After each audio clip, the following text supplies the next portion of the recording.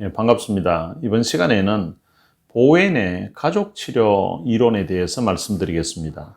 가족치료에는 여러 가지 많은 이론들이 있습니다. 그 가운데서 이 보웬이라는 사람은 가족치료의 거장으로 평가받고 있는 사람입니다. 이 보웬의 가족치료 이론이 어떤 것인지를 말씀드리려고 합니다. 이 보웬은 대가족의 장남으로 태어나서 그 장남으로 이제 자라게 됩니다. 대가족의 장남으로 태어나서 자라게 되면 그 장남이기 때문에 겪는 그런 여러 가지 많은 상처들이 있고 또 아픔들이 있습니다. 우리나라에도 보면 제가 자랐던 그 시대만 해도 거의 식구들이 보면 거의 4명 이상, 저희 집만 해도 형제들이 5명이고요. 그리고 저희 삼촌 때도 보면 식구들이 많고, 저희 처가도 보면 저희 집사람 형제들이 보면 7남매예요. 그러니까 대부분 한 4명 이상, 그리고 5명, 6명, 7명, 심지어는 한 9명씩 되는 그런 집도 있습니다. 대가족의 장남이나 아니면은 장녀 같은 경우에는 다른 서열상의 다른 사람보다 더 큰 어떤 부담을 안고서 자라가는 경우가 있습니다. 부모님이 많은 기대를 하고 심지어 가정 형편이 어려울 경우에는 동생들 때문에 동생들을 위해서 마지가 누릴 수 있는 그런 혜택을 누리지 못하고 어떤 경우에는 학교를 다니지를 못하고 동생들을 공부를 시킨다고 희생을 하면서 지내는 그런 경우도 있습니다. 아마 이 보엔 같은 경우에도 그가 자라면서 장남이었기 때문에 겪는 그런 남다른 그런 아픔이 있었던 것 같습니다. 근데 이 사람이 군대를 가보니까 군대 안에서 가족들 간에 상처받고 고통스러워하는 그런 사람들을 많이 보게 된 것입니다. 그리고 제대하고 나서 이 사람이 정신분석학 쪽에 이제 관심을 가지고 공부를 하면서 이 사람이 정신과 의사로서 환자들을 보게 됩니다. 정신과 의사로서 환자들을 보니까 이 정신분열증, 이 정신분열증을 지금은 조현병이라고 합니다. 조현이라는 것은 현악기 음을 조율하는 것을 이야기하는 거예요. 마치 그 현악기 음이 조율되지 않은 상태에 있을 때에 이 소리가 연주를 하더라도 정상적인 소리가 나지 않잖아요. 그것처럼 이 조현병이 마치 악기가 조율이 되지 않은 것처럼 사람으로서 어떤 정상적인 기능을 못하는 그런 상태에 있는 병이라고 해서 정신분열증을 조현병이라고 합니다. 이 조현병에 있는 사람들을 보니까 그 사람들이 특별히 그 어머니와의 관계가 일반 사람들과는 좀 남다르다는 것을. 그러니까 이 어머니와 이 조현병에 있는 사람들과의 관계가 아주 밀착되어 있는 아주 긴밀한 그런 관계를 이 사람이 발견하게 됩니다. 그래서 이 사람이 이제 환자들, 이 조현병에 있는 정신분열증에 있는 사람들을 치료를 하기 위해서 이 어머니와 이 환자를 같이 있도록 그렇게 했습니다. 그래서 이 어머니와 이 환자를 같이 이제 치료를 하면서 이 어머니가 그 자식에게 끼치는 그 영향이 어떤 것인지를 같이 돌보면서 치료를 하게 됩니다. 그리고 나서 이 어머니뿐만 아니라 가족들을 같이 참여를 시키는 거예요. 가족들을 같이 참여를 시켜보니까 그 환자를 치료함에 있어서 아주 효과적이었다는 것을 그가 발견하게 됩니다. 그러니까 이 가족 자체를 하나의 유기체로 보는 거예요. 그러니까 개인 상담에서는 개인 한 사람의 어떤 성격, 그 사람이 겪고 있는 어떤 아픔, 그런 것들을 돌보고 치료했다면 이 조현병에 속한 사람들을 치료할 때는 이것이 한 사람의 문제가 아니라 이것이 가족 간에 같이 연결이 되어 있다는 것입니다. 그러니까 가족 한 사람이 조현병이다 이러면은 그 가족 전체에서 왜 이런 조현병이 있게 됐는지를 같이 연구를 하고 같이 치료를 할 때에 그 가족들을 참여시켰다는 것입니다. 인간은 상호 작용을 하게 되고, 그리고 인간은 환경과도 이것을 적응을 하는 그런 유기체적인 존재라는 것입니다. 가족 치료에 있어서 이 사람을 생물학적인 어떤 존재로 보고서 이 사람이 환경에 이래 적응을 한다는 것을 생각하고, 사람은 이 환경과 그리고 상호작용을 한다는 것입니다. 보헤는 이것을 진화로 표현합니다. 다윈이 말하는 그 진화와는 좀 차원이 다른 건데요.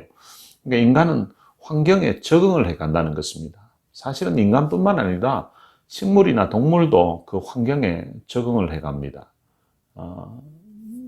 그 식물도 보면 이 지역이 어떤 지역인가 따라서 거기에서 자라나는 게 달라지죠.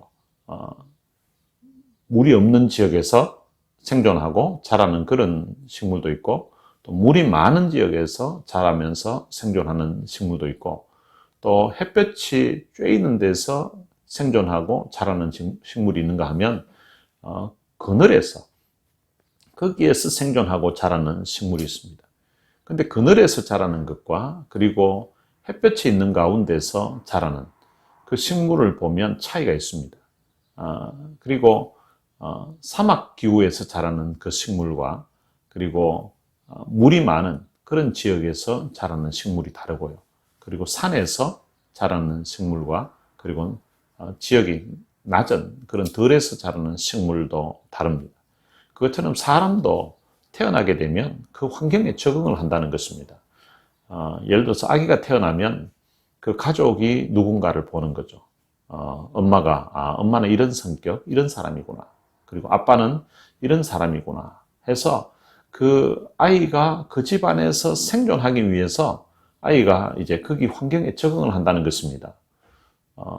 엄마 아빠에 따라서 그리고 집안 분위기에 따라서 아이가 거기에서 생존하기 위해서 적응을 한다는 것입니다. 성장해서는 이 환경이 어려우면 그 환경을 이제 회피하고 또 떠나려고 하는 그런 생각을 가지게 됩니다. 만약에 집안 환경이 어렵잖아요. 그리고 또 집안이 엄마하고 아빠 사이가 안 좋다든지 집에만 들어오면 엄마 아빠가 다투고 싸우고 이러면은 자식들이 그곳에 있다가 그냥 집에서 자꾸 나가려고 하는 거예요. 왜냐하면 집에 있어 봐야 이게 분위기가 안 좋으니까.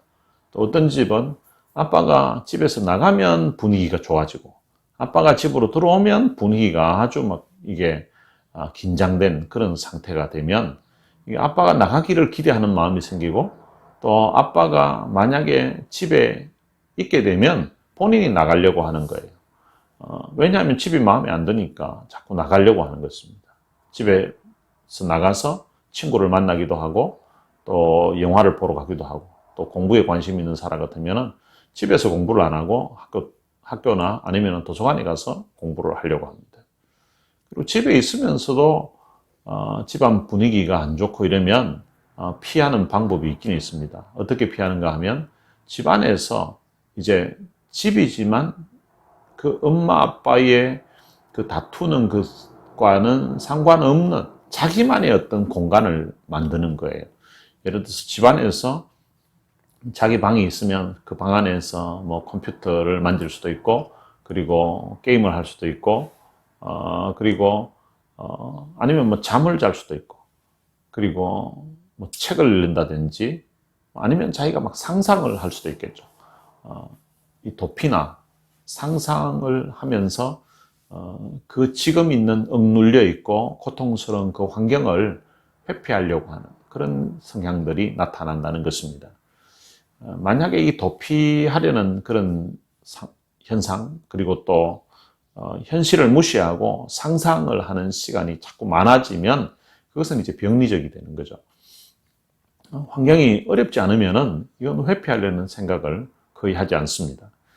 가족은 하나의 어떤 체계로 보는 거예요. 그리고 가족을 특별히 이 정서와 그리고 인간관계의 이 결합체예요. 그러니까 집안에서 이 정서, 감정이 이게 하나의 어떤 결합이 되고, 그리고 인간관계 체계도 하나의 어떤 결합체가 되어 있는 것입니다. 가족 치료에 있어서 치료 목적은 이 결합되어 있는, 특별히 정서적으로 이 결합되어 있는 이것을 분리시키는 거예요. 분리시켜서 독립적인 사람으로, 그리고 자율적인 기능을 할 수 있도록 도와주는 것. 그것이 가족 치료의 목적이라고 할 수 있습니다. 가족이 이 감정이 하나로 융합되어 있는 경우가 있습니다. 가족과의 관계에서 감정이 사실은 아주 중요합니다. 가족뿐만 아니라 일반 사람들과의 관계에서도 이 감정이 사람들과의 관계를 형성하는 데 아주 중요합니다. 우리가 무엇을 선택할 때도 보면 이 사상, 아니면 생각, 아니면 이성, 이런 것들이 결정을 하는가 하면, 그러니까 자기 어떤 생각이나 사고가 이게 괜찮겠다 싶어서 선택하는 경우도 있고, 감정이 그것이 좋다고 느껴져서 선택하는 경우도 있습니다. 여러분들은 무엇을 선택할 때에 무엇을 기준으로 해서 선택하는지 한번 생각해 보세요. 내가 뭘 선택할 때에 나는 어떤 사고, 이성, 적인 어떤 판단에 의해서 이것을 선택하는 건지, 아니면은 감정이 그것을 선택하게 하는지. 사실은 이게 두 가지가 거의 동시적으로 움직이기 때문에 어느 것이 더 비중을 두는지 혹 어떤 사람은 모를 수도 있습니다. 그러나 결정을 할 때에 둘 중에 하나가 더 영향을 끼치는 존재가 있다는 거죠. 근데 이 보호에는 이 감정이 앞선다고 그렇게 보고 있습니다. 실제 우리가 보면 감정이 앞서는 경우가 참 많이 있습니다. 저 같은 경우에 제가 신학을 공부하고 그리고 목사가 되겠잖아요. 목사가 됐을 때에 어떻게 해서 목사가 됐는가? 여러분들 같으면 신학교에 왜 왔는가? 이것을 한번 생각해보고, 그러면 어떤 사람은 은혜를 받아서 왔다고 하는 사람도 있을 수 있고, 또 어떤 사람은 부르심을 받아서, 콜링을 받아서 왔다고 할 수도 있습니다. 그러면 은혜를 받는 것은 어떻게 받는가? 이게 사고를 통하여서, 이성을 통하여서, 논리적으로 이론을 어떤 배운 것을 통하여서 은혜를 받는가? 아니면 감정을 통해서 은혜를 받는가?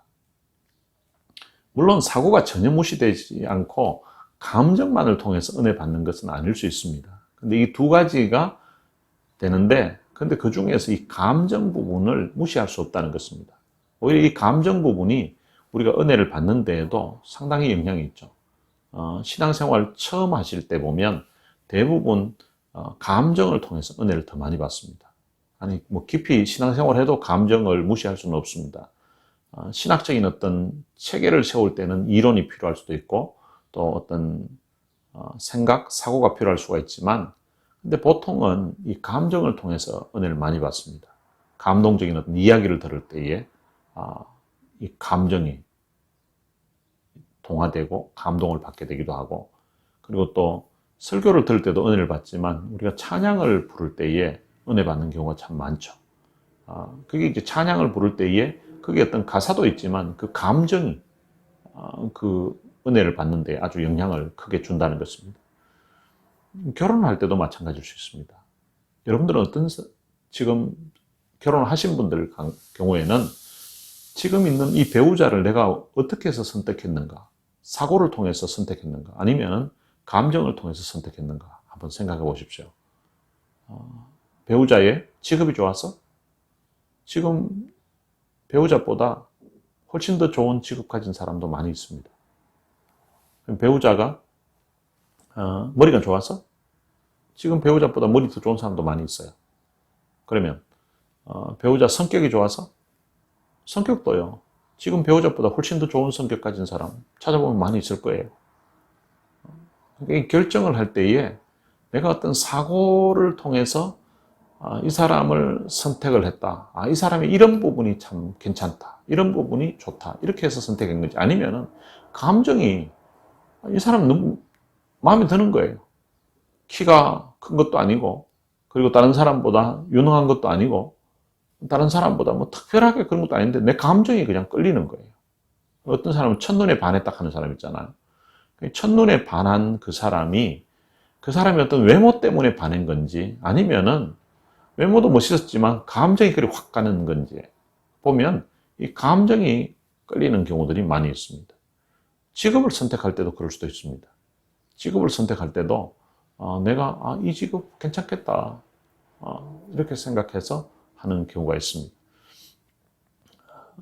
이 감정과 이 사고 이 두 가지 중에서 이 감정을 뭐 정서라고 표현도 합니다. 그리고 사고는 인지라고 표현도 합니다. 인지.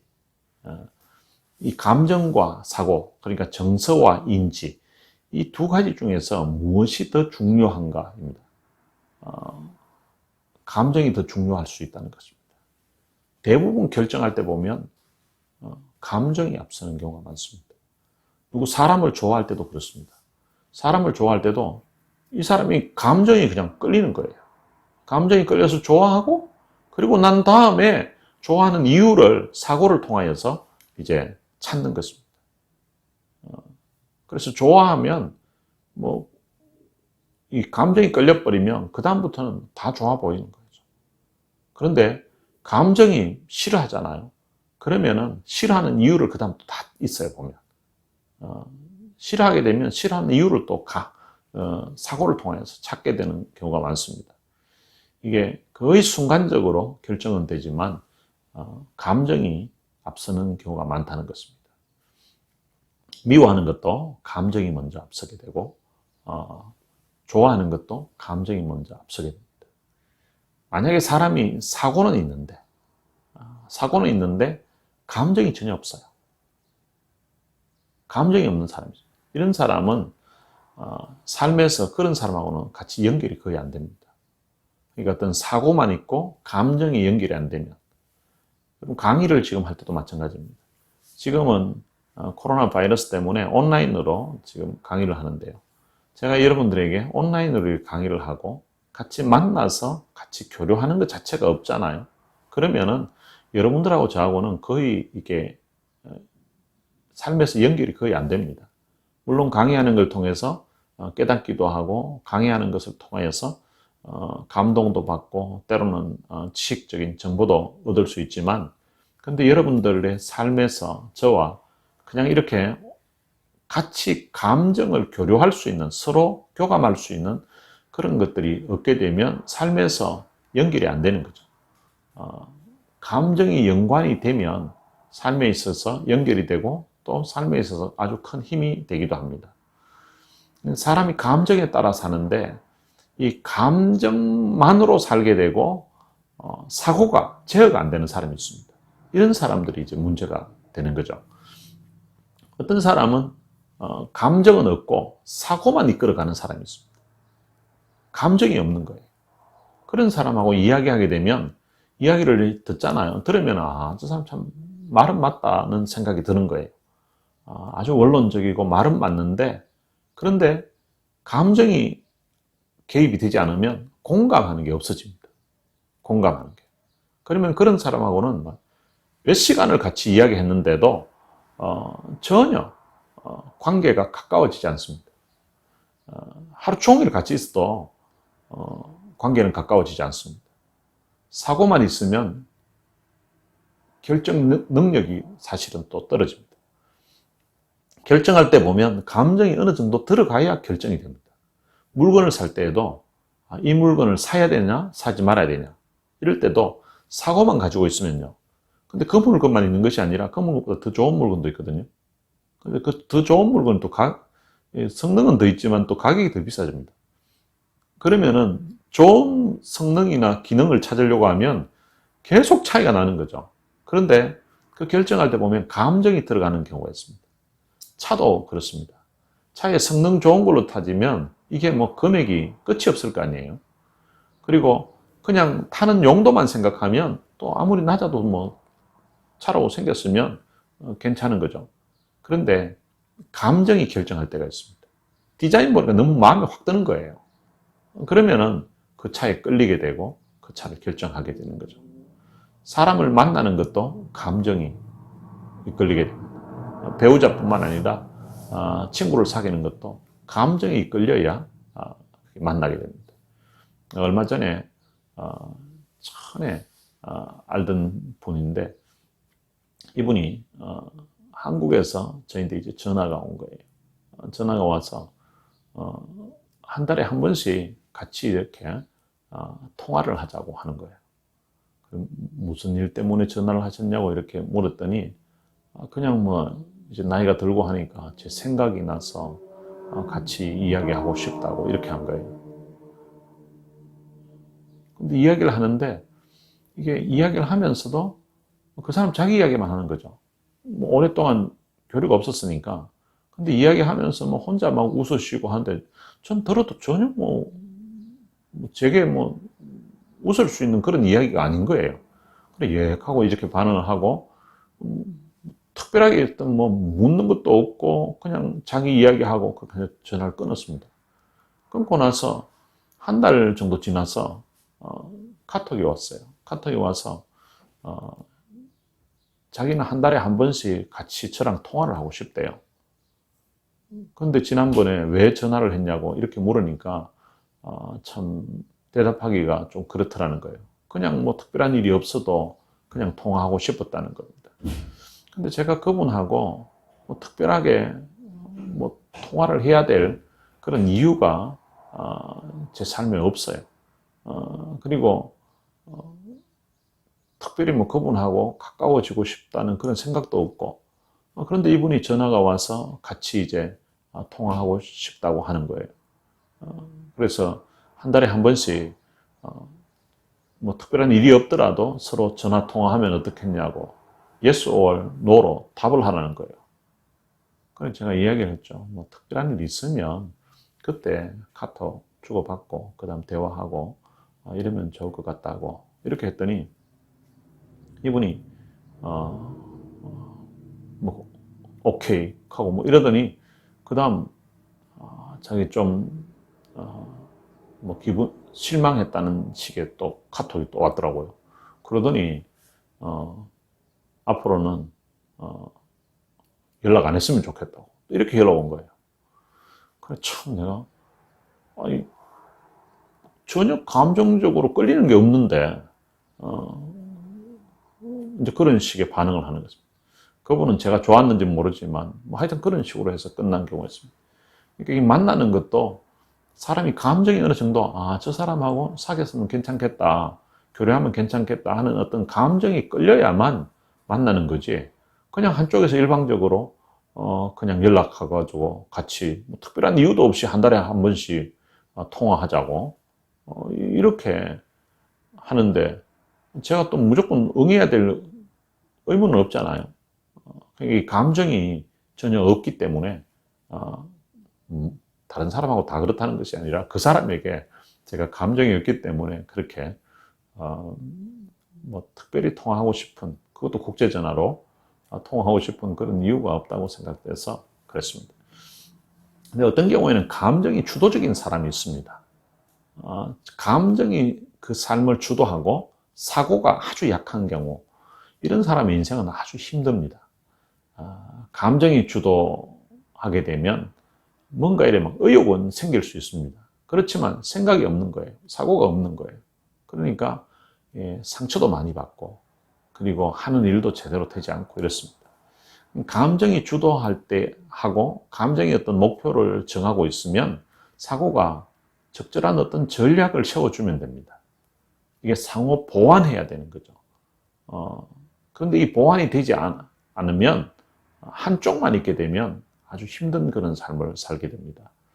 감정은 생명체를 살아있게 만드는 이유 아주 중요한 것이지만 근데 이 감정에서 사고가 빠져버리면 감정 덩어리로 살아남게 됩니다. 보앤이 사용하는 개념 중에 분화라는 것이 있고 융합이라는 것이 있습니다. 분화는 무엇인가 하면 이 가족들 관에 있어 가지고 분리되는 거예요. 특별히 그 어머니 그리고 아버지 그 어떤 감정의 어떤 덩어리에서 분리되는 것입니다. 그리고 융화라는 것은 가족들이 이 감정이 그냥 하나로 묶여지는 거예요. 이 보현의 주장에 의하면 융합이 되면 건강하지 않다는 거예요. 하나로 막 뭉쳐 있으면. 그러니까 가족이 감정이 하나로 탁 뭉쳐 있으면 이게 건강하지 않은 것이라는 거죠. 이게 분화가 되면 그게 건강하다는 것입니다. 우리는 보통 보면 성경에서 하나가 돼야 된다 그러고 가족도 하나가 돼야 된다고 이렇게 하는데 근데 보현의 주장에 의하면 이게 하나가 되면 안 되는 거예요. 특별히 하나가 되는 것 중에서도 이 감정이 하나가 되면 안 되는 거예요.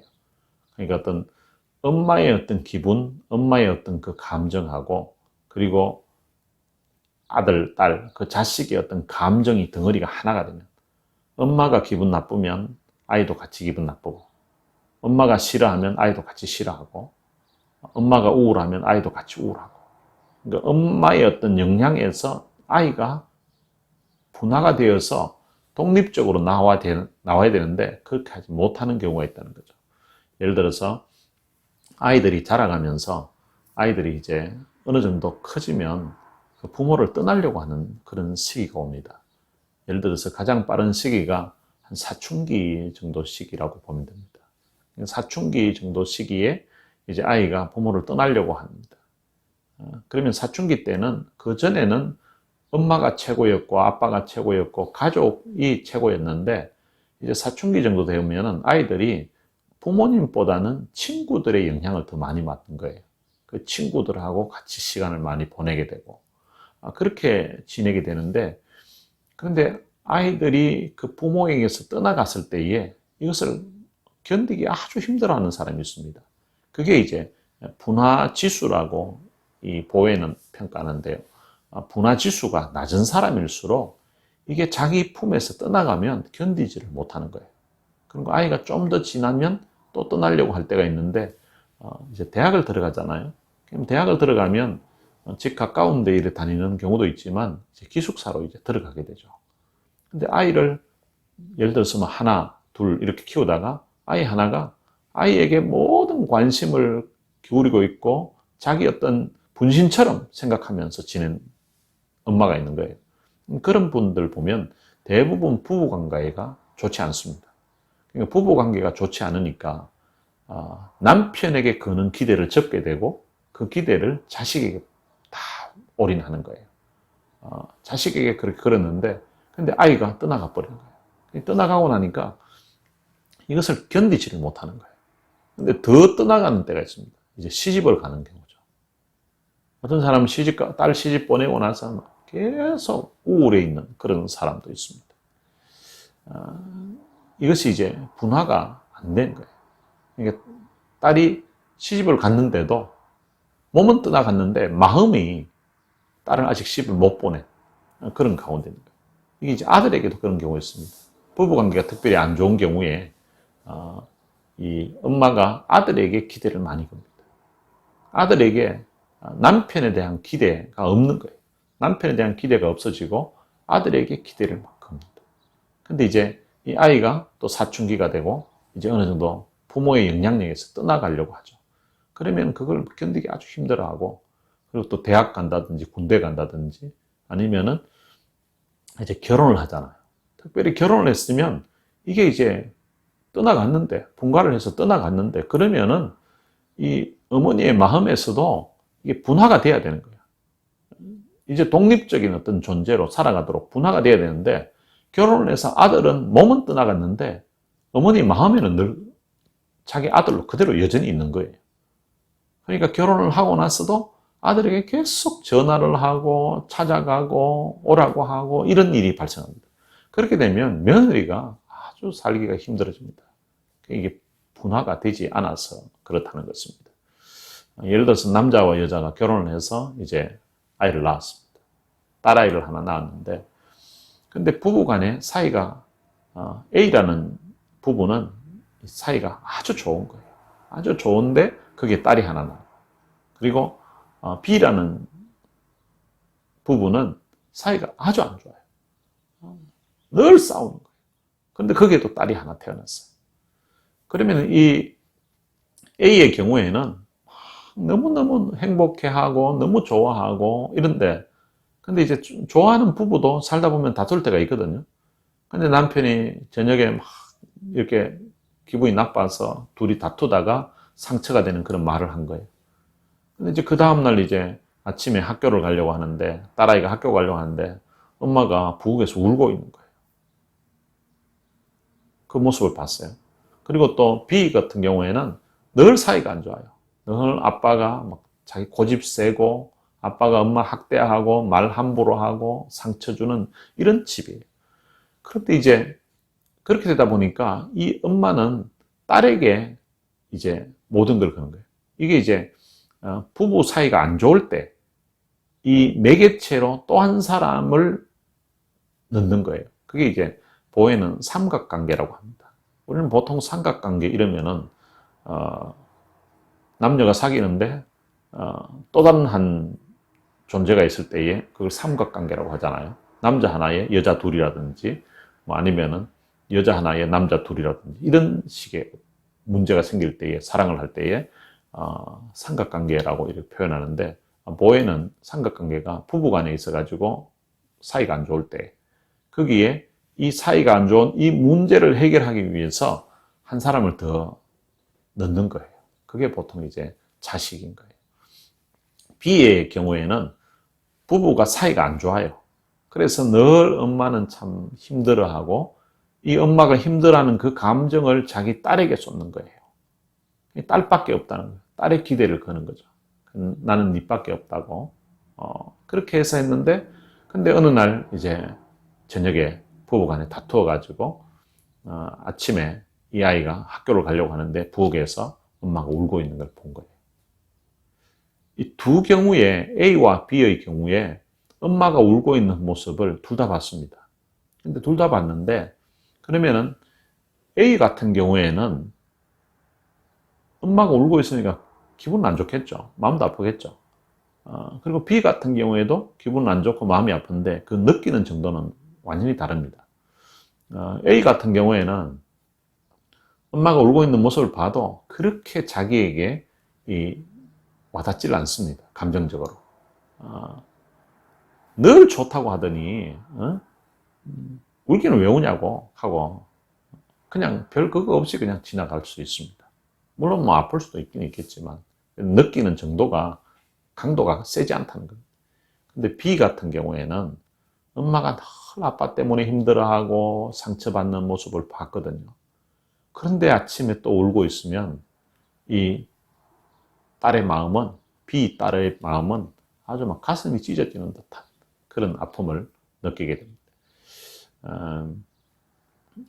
이 B 같은 경우에는 감정이 융합이 되어 있는 거예요.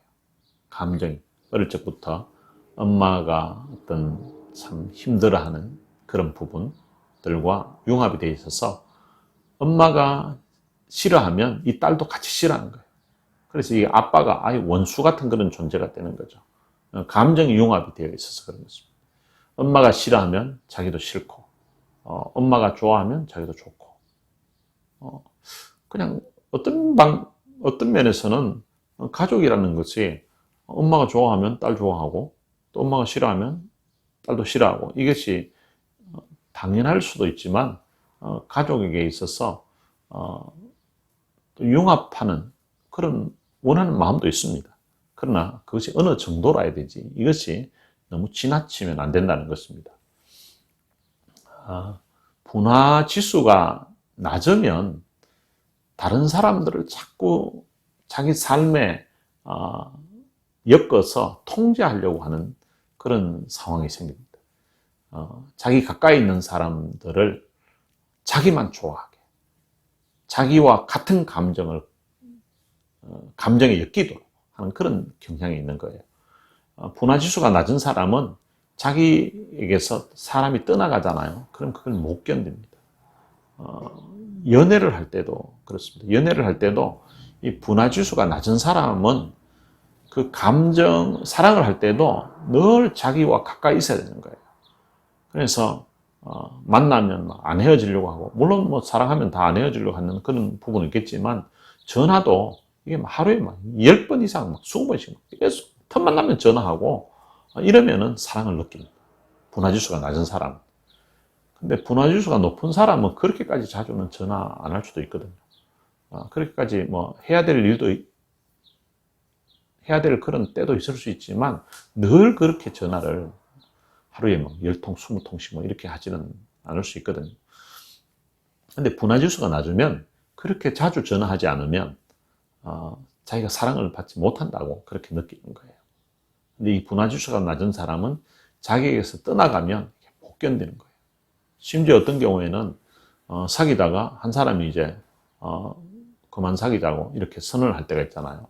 그러면은 이 분화지수가 낮은 사람은 이걸 못 견디는 거예요. 심지어는 아예 뭐 헤어지자고 이러면은 난 너 없으면 안 된다고. 난 너랑만 결혼해야 된다고. 심지어는 더 나아가면 난 너랑 결혼 안 하면 난 죽는다고. 이래가지고 야 나랑 결혼 안 하면 죽는다고 하니까 저 사람이 정말 날 사랑하는 모양이다. 이래가지고 결혼하는 사람도 있습니다. 근데 그런 사람은 절대 결혼하면 안 됩니다. 나 아니면 죽는다고 하는 사람과 결혼하면은 이게 불행해집니다.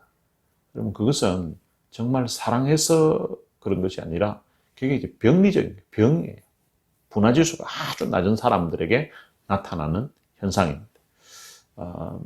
조현병, 그러니까 정신분열증 환자 같은 경우에는 그 어머니와 그 관계에 있어서 아주 밀접하게 이 감정을, 아주 감정 덩어리가 되어 있는 그런 경우들이 있습니다. 보엔이 이 자기 이론을 펴가면서 이 정신분열증에 있는 그 환자와 어머니와의 관계에서 독립을 시키는 이것이 분화를 시키는 거예요. 그 분화를 시키는데 보엔이 이 자기 주장을 하면서 사용하는 8개의 기본 개념이 있습니다. 그 첫 번째가 바로 이 자기 분화예요. 어머니로부터 그리고 아버지로부터 그 부모로부터 어떤 감정적으로 얽혀있는 그 부분에서 분화가 독립이 돼야 돼요. 혼자 어떤 생각할 수 있도록 해야 되는데 그 분화 개념을 이야기합니다. 나중에 브레이크 타임 하고 나서는 이 분화 지수에 대해서 여러분들에게 말씀드리겠습니다.